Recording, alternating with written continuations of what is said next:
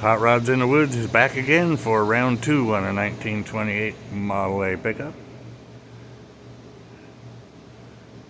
As I said, the body's pretty good. But this is why you just don't jump in somebody else's that you purchase and go for a drive. So I'm going to start at the rear end and kind of show you what we've got here, because this is all going to be addressed. But these are the things I noticed, and now it gets a little worse. So we'll start with the rear end. And the 5/16 bolts that are holding the shock together. Oh look, and it's missing a nut. And oh wait, the brackets broke clean off. The good news is we're going to coilovers. Check this out. They cut one of the leaves out, so it's sitting on one leaf of the leaf spring back there, which is jammed right up against the bottom of the frame. So all that's going to be changed. If you look at the links, how you like those welds, huh? Ain't they pretty? Would you trust yourself with the foot on the gas going 75 down the road with that? Not me. So we're gonna have to grind all that out and clean it up. He goes and buys a beautiful custom crossmember assembly, and then didn't weld the bottom of it, and kind of welded it to the frame where it's not boxed. And he kind of patched it together here. The interesting thing is he cut this side back farther than that side. Then we go to the transmission mount, and the same thing. It's got a removable cross member that is welded in solid. You know, I don't know how I'm supposed to get transmission out when it's welded to solid. So we're going to have to address that, because that ain't happening. So that's got to come off. Then we look at this fine stuff here. You can see that he's had some issues with his, oh wait, there's none there. And then we've got stuff like this. Oh, and another little 1/4-inch bolt holding the exhaust up on that side. And a 5/16 one holding it up on this side. So this has got to be changed, and I did plan on all the exhaust. So let's go a little bit farther forward. Once again, guys, this is why you have them inspected, or you trailer them before you go and just jump in it and the guy says, oh sure, you can drive it home. That weld totally missed. Totally missed. Got some tacks on the back, some goobers on the front, on the outside, but look, 1/3/8 bolt, and that holds the straight axle in place. That's all got to be fixed. Notice the Michel Mousset bracket here that's actually twisted. We love to have our brake lines laying right against the exhaust, knowing that brake fluid boils. Going farther forward, as I had said before, the steering just about lays right against there, which it's not right now, but look at this magic. Let's see if I can really get this in perspective for you. So this is the link that holds the steering together. Oh look, it just came totally apart. You'd want to be driving that down the road, and notice this link right here has a little hole in it, but it never lines up with this little hole, so you can't get a bolt in. And oh, gotta love the little pin there.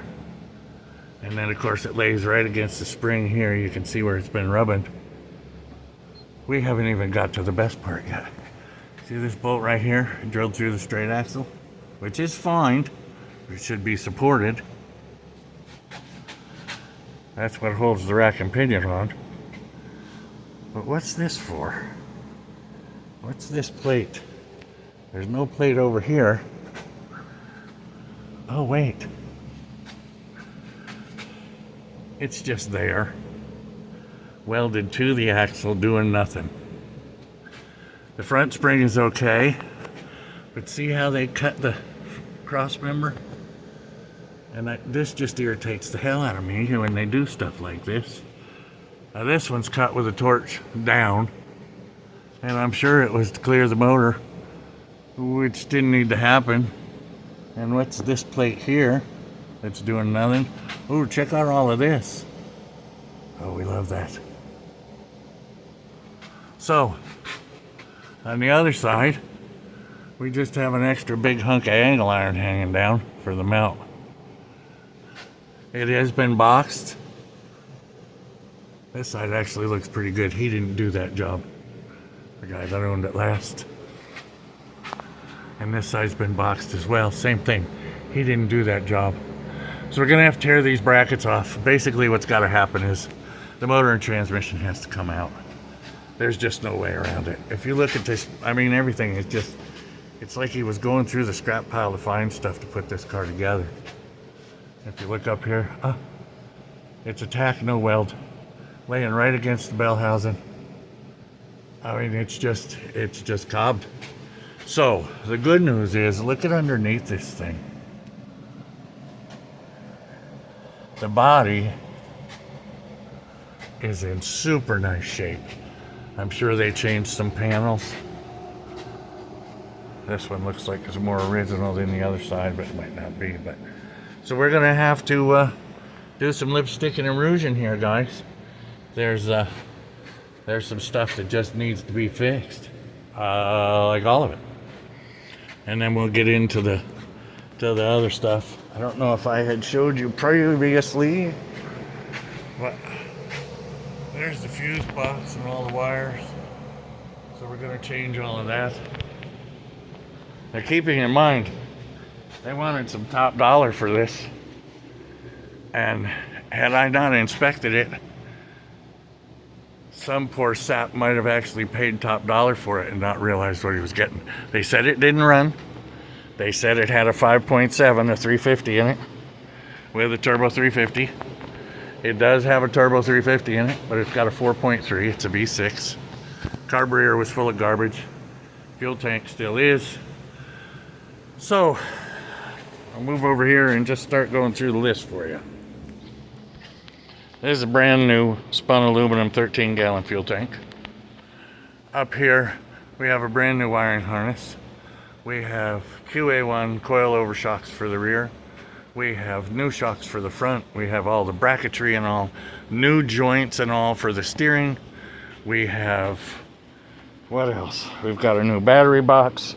We've got new battery cables because right now they just had a battery sitting on the fender. I went and moved the ground so we could at least put a battery here on the running board to move the car. I am so thankful. The original plan was to put it on a lowboy trailer, stop the trailer out in front of my driveway and drive this down the driveway.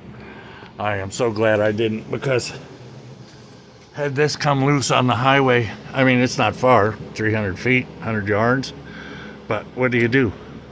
It's not like you can just pop it together. I mean, this has all just got to be changed.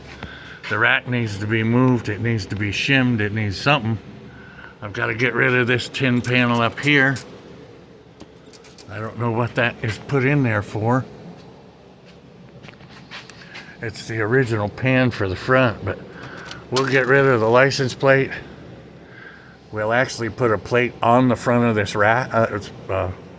straight axle. We'll put a plate on it, box it if you will, set the angle so the rack is setting in the proper place for it to not rub the spring, and start putting things together. We'll address this with a grinder and we'll make her spiffy. So that's the plan. Figured you'd like to see some of the junk that people have to start with. This is really disturbing that somebody actually drove this down the road. The guy that passed away had put this thing together, and it's kind of obvious that it was a last-ditch effort so he could drive it around the block before he passed away. That's about the only thing I can say that would make sense. He did some stuff, I mean, all of the welding, obviously, he should have gotten a buddy that knew how to weld, but I mean, so much of it, the metal is just so good. It's so good. The wood's not, the wood's new. He did a lot of nice work, But when it comes to the actual drivetrain and suspension, that's pretty scary. So there you have it for today. We'll be addressing these issues as we go. Have a great day. Don't forget to like and subscribe. I'm gonna go drive this old girl today. I'm gonna go see a buddy of mine. My wife has a little bit of a honey-do list, and I actually hit the key. It fired right up. I'm happy. I'll check the fluids quick and then go for a cruise. Have a great day. Well, you missed this part. I pulled the seats out. This side had 2 Phillips screws, wood screws holding the seat in the front, nothing in the back. That is the seat belt mount, and it goes right down to the plywood with a 5/16 bolt, and it's not bolted to steel. But here's the shifter, and I just know you love the way that's all put together. So we'll be fixing that. But I want to go around the other side quick, and I want to show you some of the magic of plumbing. Now keep in mind that we rigged this battery cable up on top of here just to get it to run so we could move it. But look at this wonderful stuff here. Now here we have transmission coolant line and a transmission coolant line, and they're wire tied to the dipstick, and the plug wires wrap around the wires to the alternator, and you can just see that this was just a absolute accident waiting to happen. You can see down in there, they're just laying around. Transmission dipsticks laying right against the exhaust. So there's definitely some stuff that needs to be addressed. We threw this fuel pump on here just to get through. No, that is not drilled into the fuel tank. They were actually already there. So if they are into the fuel tank, well, it ain't my baby. But stuff like those, that should really be addressed and prettied up. So we'll do that. Just more stuff to make pretty. I'm gonna throw that carburetor away. It has been, I tore it quick apart after we got it down and threw an accelerator pump in it, but the inside of it's corroded so bad from sitting with water. Up underneath the dashboard, believe it or not, the radio came on, and it's got some pretty LEDs in here you can see right here to make it spiffy. But we're gonna put some small gauges in there, get rid of the ignition switch on there and put a gauge. I can get those. I think Sunpro or Bosch makes a little set of gauges that we can put in, so we'll have voltage, oil pressure, and temperature. And then up under here, up under this, will be the AC unit, and it will be ducted out through this wood. It does have electric wipers, which we'll get those working. Got a cool old mirror. I doubt it's factory. Obviously it's not. It's a rebate something, I don't know. But it's kind of cool. The rest of it inside doesn't look too bad. But stuff like this has just got to go. This hunk of plywood needs to go. I'm going to attempt to make a seat. We're going to figure out how tall we can go so that the guy could actually sit in it and get a little bit of altitude, might make it easier to get in and out. We'll see. So, just a little more for you.